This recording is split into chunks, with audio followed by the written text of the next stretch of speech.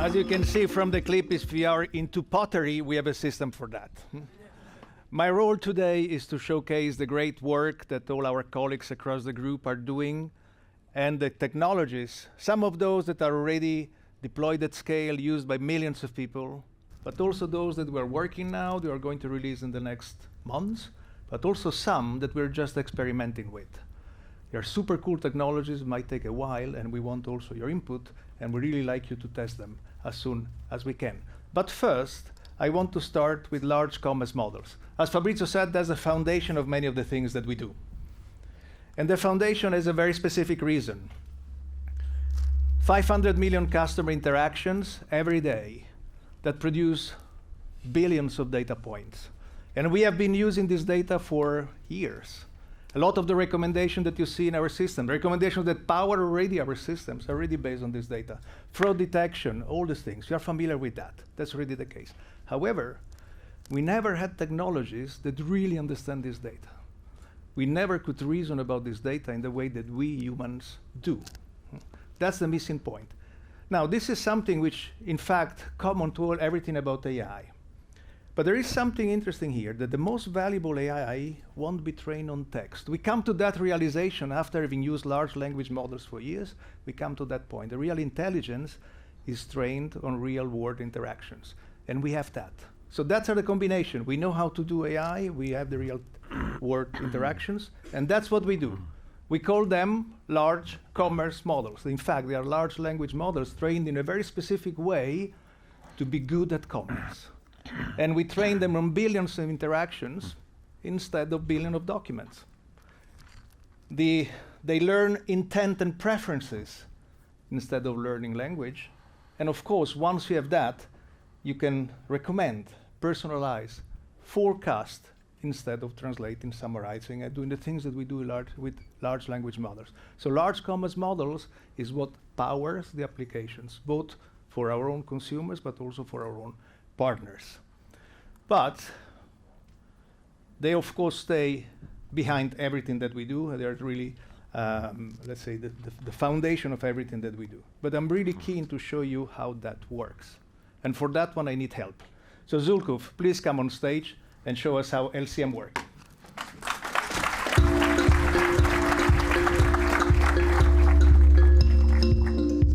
Thank you, Euro. Hi, everyone. I'm really excited to be here today and show LCM, Large Commerce Model in action. So LCM was a concept a year ago, but now it's in the production at scale, and we are using LCM intelligence across over 40 applications in iFood. And today, I picked two to show you. One from the consumer side and one from the business side. Let's start with the consumer side to see this LCM's deep user understanding, what it means actually in practice. So imagine, we all are iFood users. We are in Brazil, we take our phone, we open the iFood app, and most probably, none of us would see the same home screen there. It would be all personalized for each of us. And to make this more clear, I picked two real iFood users from both ends. On the right, we have Lucas. He's a premium explorer. He comes to the app and he likes to explore. That's why on top, we have a cuisine grid to explore by taste. Below that, we have premium restaurants targeting him and curated content based on his taste profile. What we don't see here is promotions, vouchers, nothing about the price, but everything about the quality. On the left side, we have a Dimas. It's a different story. He's a deal seeker, which means he only buys with a good deal. That's why, right on top, he sees a promotional banner. And price is in the focus point of everything. You see, all the prices are crossed out. Discount vouchers are everywhere. So for him, that's what matters. And I want to pause here for a minute, because you may think, okay, that's a recommendation. That's not a typical recommendation engine, ranking the offers differently for each user. That's both home pages are entirely generated by LCM, our large commerce model. The content, the layout, the visuals, the entire experience has been generated for these users specifically. And that was not possible before. So how does it work? I want to take you behind the scenes and show you how LCM works without giving you the secret sauce. This is LCM thinking.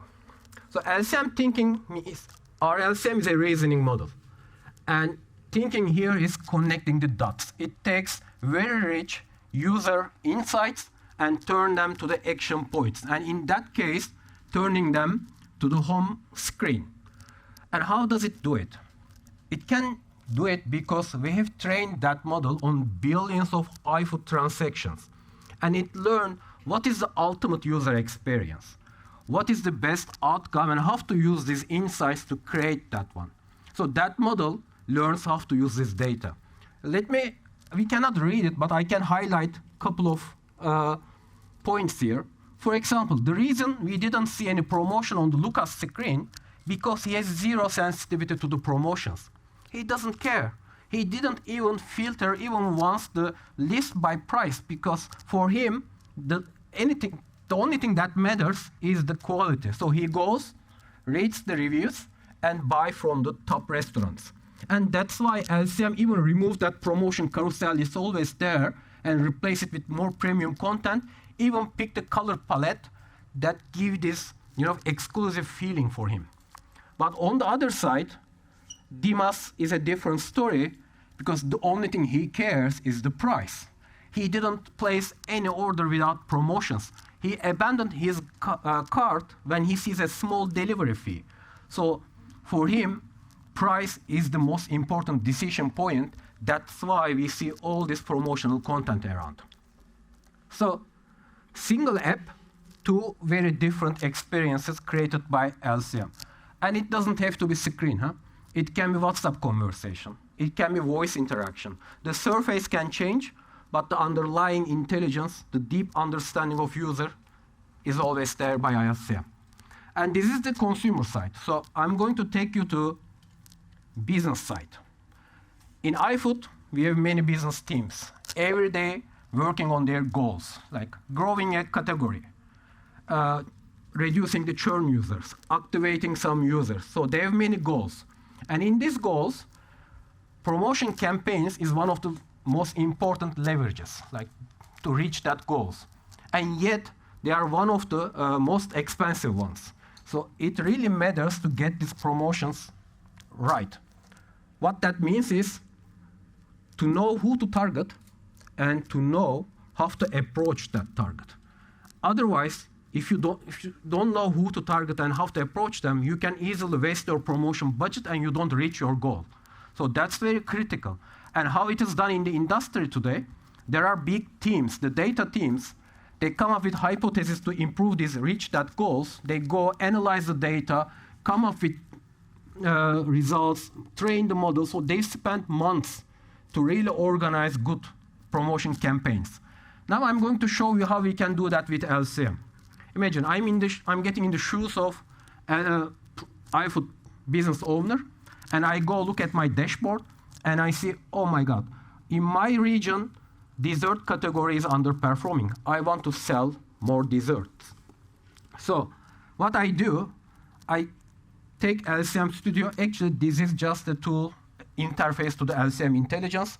Normally, we do that over APIs, but just to demonstration, I'm using this tool and asking the question. Then LCM starts thinking, okay, I have a goal, and I want to brainstorm and get some ideas before actually designing that promotion campaign. And it comes up with a couple of ideas. The first idea is people who browse, but they don't buy. So there is a users, they go, remember, our goal is to increase the sales of the desserts. We want to sell more to people who are potential buyers, but they don't buy. So the first idea, we can target people who already browse, but for some reason, they don't order it. Or some people, they already buy sweet stuff like fruit juice, but they don't place any dessert order. Or people who already buy a lot of stuff, but for some reason, they don't buy dessert.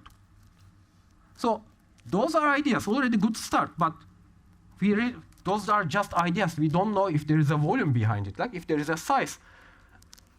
Do we really have these users in our region, or that's just a model hallucination, right? So we need to see these ideas have actual representation in our user base. So how is this done traditionally is data team comes with the business analyst, they take those ideas, they go to data, they write lots of SQL queries, analyze it, sometimes train the models because there is no a flag indicating this person is a potential dessert buyer. So they need to predict actually who can buy. And again, weeks of work, if not months. But here, I can just say size all those three.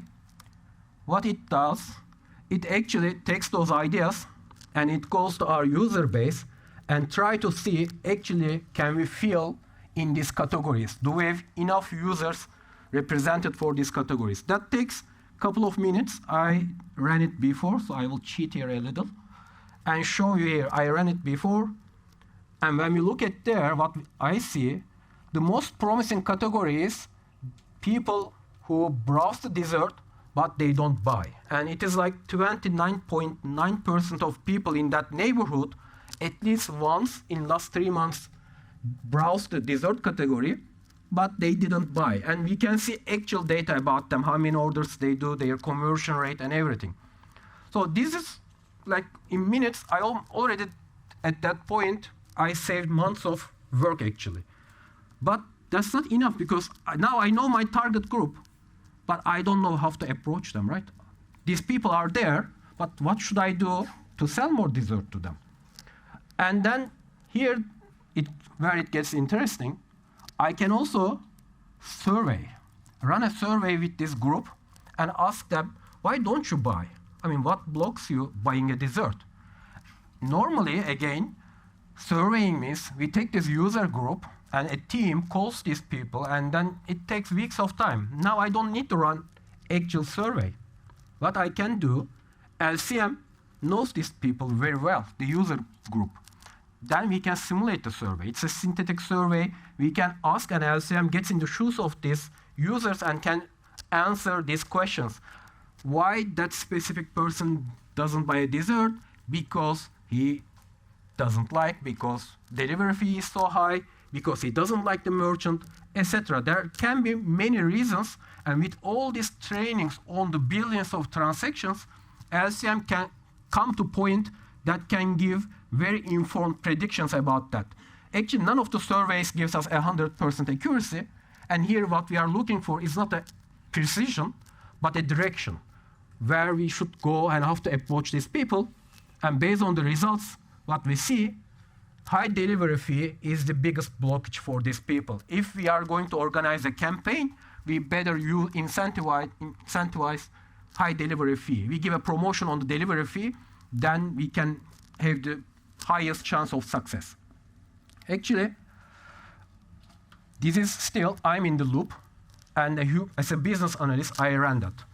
What we are working on now, we want to also give that to agent. Like, I want to come up with this goal just before leaving the office, give it to my token agent, Sean will talk about it, and then I leave the office.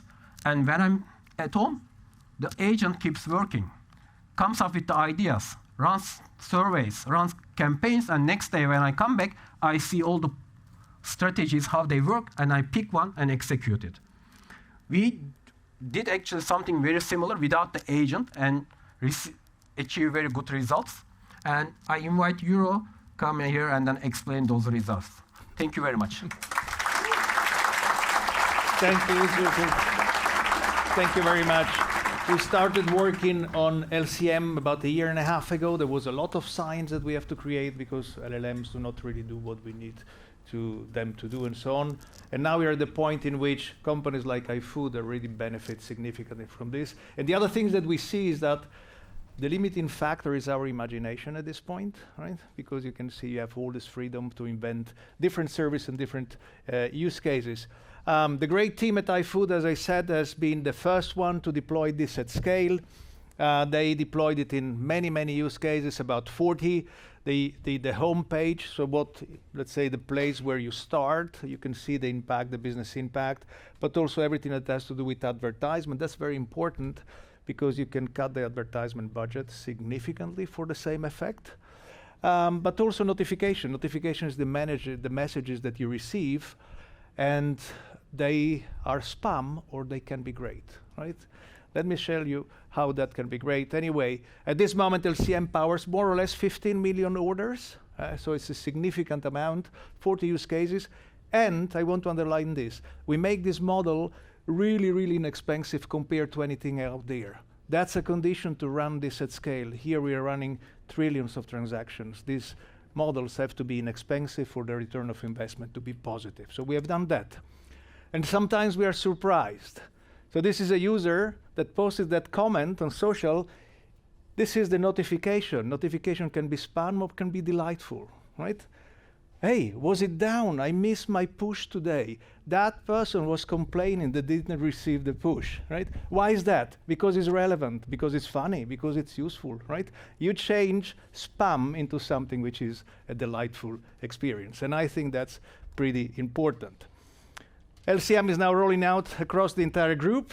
We started with iFood, but this goes everywhere. So Just Eat, OLX, CMAG, and many others just started, but you can see already the results, and we are super excited about the whole importance that LCM will have for our services and and products.